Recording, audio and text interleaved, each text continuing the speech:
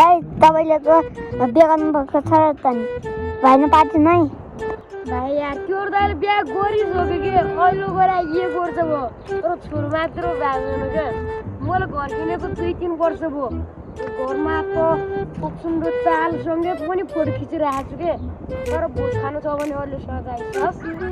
भाइ यार अब कुरा पनि सक्यो होइन धेरै कुरा गर्नु हुँदैन अब घर जाम तँलाई भोज दिन्थ्यो अनि टिको टाल लाउने भाउजूलाई दुःख दिने अनि घरमा भात दाल मासु खाने अनि हाम्रो घरमा आउने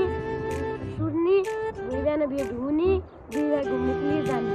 हस्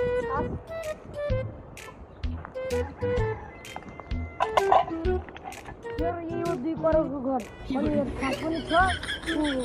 गरम पनि छ पानी होइन टोइलेटको छ मेरो बस यतिर बस है म चाहिँ यहाँ केटी लिएर बस्छु बाइक निकाल्ने सामान बढी 1 लाखको यो बानो लागेको यो फलामको कोरियाली प्लस्टर गरेको सबै गरेको 2.5 लाख गरेको हो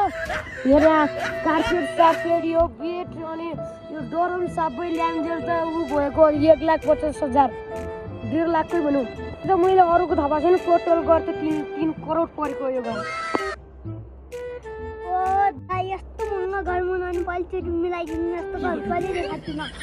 भाइ तिमी टेन्सनै नगर्नु जामिन घरमा बसौँ समोसा म तिनीहरूलाई कल गरिदिन्छु अनि मगाइहाल्छौँ कि हामी बिहाको गोवा बोल्छु कि हामी गएर ल्याइहाल्छौँ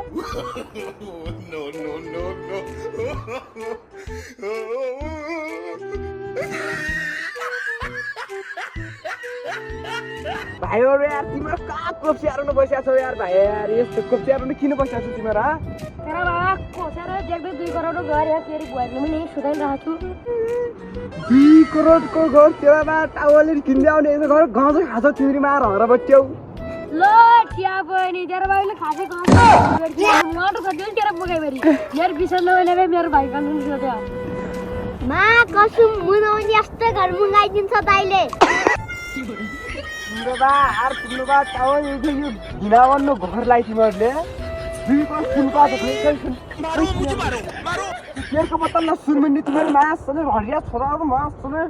मा फाल्नु नि तयारौ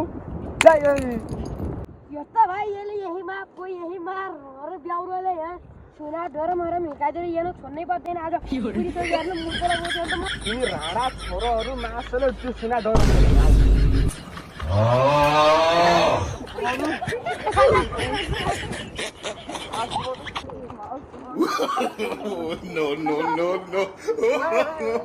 no.